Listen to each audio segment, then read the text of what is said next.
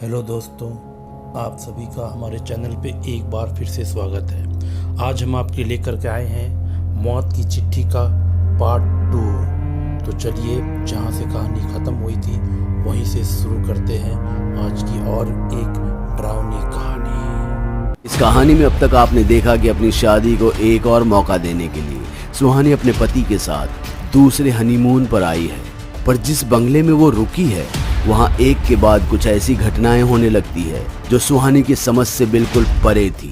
फिर एक रात अपने पति को ढूंढते हुए वो एक ऐसे कमरे में आ पहुंची जहां सैकड़ों नवजात बच्चे उसके खून के प्यासे हैं। पर तभी उसे एक बक्सा दिखा और उनमें से एक भी बच्चा उस बक्से के पास नहीं आ रहा था। सुहानी तुरंत ही समझ गई कि ये बक्सा ही उसे मरने से बचा सकता है।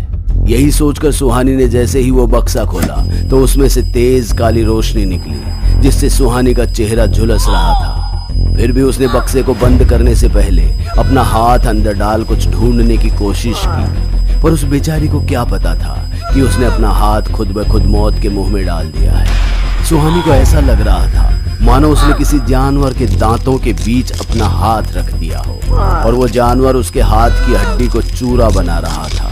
अपनी पूरी जान लगाकर सुहानी ने जब अपना हाथ बाहर खींचा तो उसका पूरा हाथ लहूलुहान हो चुका था, लेकिन उसने पूरी ताकत से कुछ पकड़ा हुआ था, एक चिट्ठी जो उस बक्से के अंदर से मिली थी। सुहानी ने तुरंत ही चिट्ठी खोलकर पढ़ना चाहा तो उसके सारे अरमान धरे के धरे रह गए।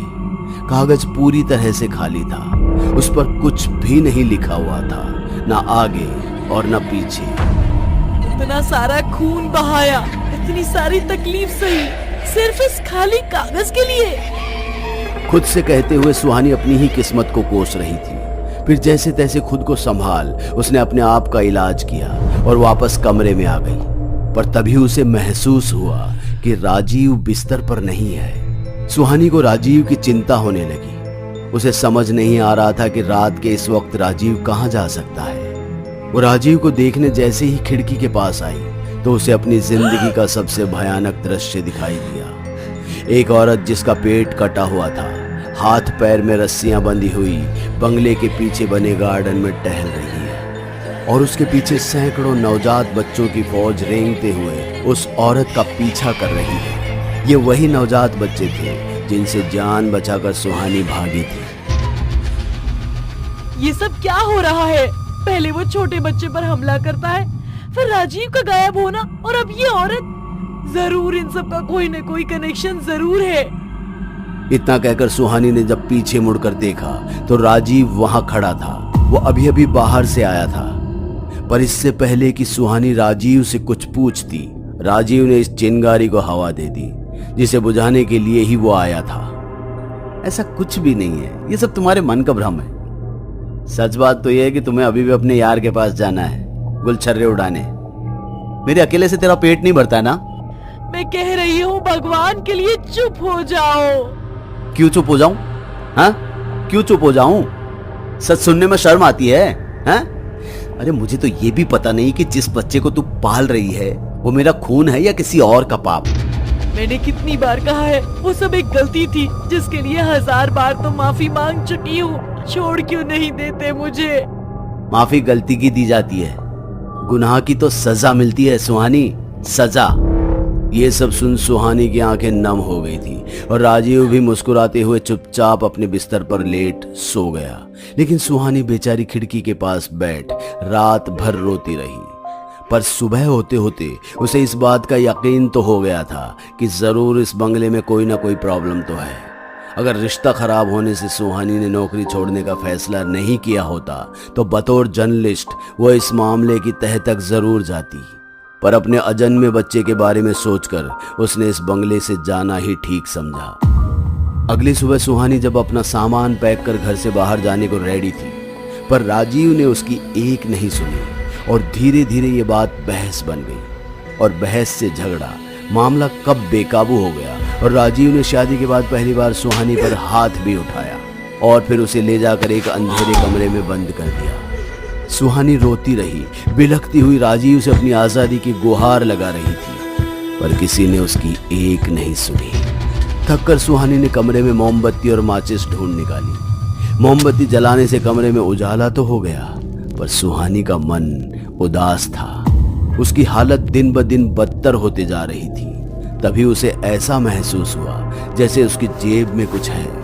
उसने जब निकाल कर देखा तो ये वही चिट्ठी थी जो सुहानी को बक्से में मिली थी। वो खाली कागज समझ उसे जलाने ही वाली थी, पर जैसे ही वो कागज को आग के पास ले गई तो उसे कागज पर लिखे अक्षर साफ साफ दिखाई देने लगे। सुहानी जल्दी ही समझ गई कि जिसने भी ये चिट्ठी लिखी है उसने स्याही नहीं बल्कि एसिडिक वाटर का इस्तेमाल किया है, जो गर्मी में दिखाई देने लगता है।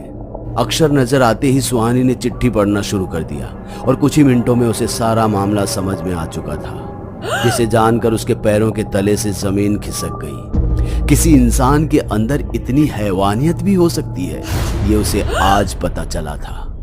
सब कुछ जानने के बाद उसे अगर किसी का इंतजार था तो वो बस मैडम लिली का। पर सुहानी की इच्छा भी आज रात को ही पूरी होने वाली थी। रात होते ही मैडम लिली सुहानी को बेसमेंट में ले आई और उसे बड़े ऑपरेशन टेबल पर बांधते हुए कहा, बहुत दिनों बाद मैं फिर से जवानी का मजा ले पाऊंगी।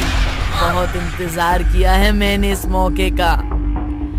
मैं तेरा साथ जानती हूँ। तुझे क्या लगता है कि जन्मे बच्चे का मांस खाकर तू हमेशा हमेशा के लिए जवान रहेगी? ये पाप है, पाप। इसके लिए तुझे भगवान कभी माफ नहीं करेगा। अरे माफी चाहता ही कौन है? तुझे पता है मरने के बाद दर्द नहीं होता, उसके लिए जिंदा रहना पड़ता है। एक पल में हमारी सारी इच्छाएं खत्म हो जाती हैं, सब कुछ जीरो हो जाता है।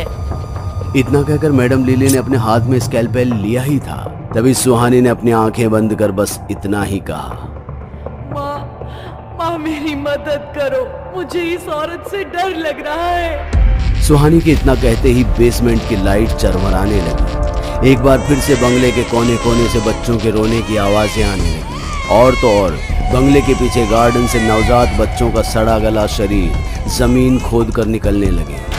मैडम लिली को भी ये सब कुछ अजीब लग रहा था, पर इससे पहले वो कुछ समझ पाती, एक औरत की आत्मा मैडम लिली के सामने आ खड़ी हुई, जिसे देख मैडम लिली ने डरते हुए कहा, कुमुद तू? मैडम लिली कुमुद को देख डर कर भागने को हुई ही थी, पर जैसे ही उसे सैकड़ों नवजात बच्चों के मुर्दा शरीर दिखे वो जम सी गई। उसे अपनी आंखों पर यकीन ही नहीं हो रहा था। इस वक्त मैडम लिली के चारों तरफ मौत मंडरा रही थी कि अचानक ही कुमुद की आत्मा ने मैडम लिली का हाथ पकड़ जबरदस्ती ही उसके हाथ से ही उसका पेट चीर डाला और फिर कुमुद के एक इशारे पर सैकड़ों नवजात बच्चे भी एक साथ मैडम लिली पर टूट पड़े। जिन नवजात बच्चों का मांस खाकर मैडम लिली ने खुद को जवान बनाया हुआ था, वही बच्चे आज उसके जिस्म से मांस नोच कर खा रहे थे। मैडम लिली की दर्द भरी चीखें पूरे बंगले में गूंज रही थी। चीखते चिल्लाते और दर्द से अपनी एड़ियां रगड़ते हुए मैडम लिली ने इस दुनिया को अलविदा कह दिया। उसकी चीखों से बंगले की एक एक ईंट थर्रा उठी थी और मैडम लिली के मरते ही नवजात बच्चों के साथ कुमुद की आत्मा को भी मुक्ति मिल गई। पर आप सोच रहे होंगे कि सुहानी को कैसे पता चला कि कुमुद ही उसकी माँ थी। दरअसल जब सुहानी ने चिट्ठी पढ़ी तो उसे सब कुछ साफ साफ समझ में आ गया था। सुहानी राइटिंग देखते ही समझ गई थी कि ये उसकी माँ ने लिखा है और कुमुद ने किसी मरे हुए नहीं बल्कि एक जिंदा बच्चे को जन्म दिया था, जिसे मैडम लिली से बचाकर एक आदमी उसे अनाथाश्रम छोड़ आया था। कुमुद रोज अपने बच्चे के लिए एक खत लिखती थी। बड़े परिवार से होने के कारण कोई उससे मिलने नहीं आता था। सबको लगता था कि कुमुद के पेट में जो बच्चा है वो उसके किसी बॉयफ्रेंड का है, पर सच तो ये था कि कुमुद के पेट में पल रहा बच्चा किसी और का नहीं बल्कि उसके ही चाचा का था। पर यह बात किसी के सामने नहीं आई और ना ही उसके चाचा ने आने दी। बस धोखे से फंसाकर कुमुद को डिलीवरी के लिए मैडम लिली के पास भेज दिया। कुमुद ने खत में सारी बातें लिखी थी, पर अफसोस कि वो अपनी बेटी को अपना लिखा वो आखिरी खत कभी भेज ही नहीं पाई। दोस्तों, हमारी आज की कहानी सेकेंड वर्ल्ड वॉर के दौरान हुई घटना पर आधारित है, जिसमें कि कनाडा में रहने वाला एक कपल मैटरनिटी हाउस चलाता था, जहां वो मिलकर सिंगल मदर्स जिनका कोई सपोर्ट नहीं होता उनकी डिलीवरी करवाते थे।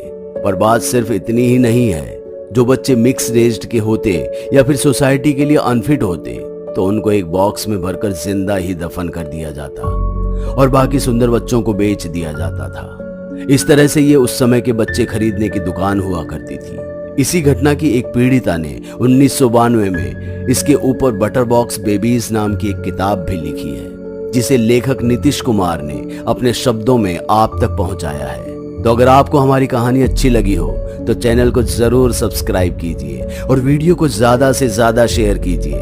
हम आपसे फिर मिलते हैं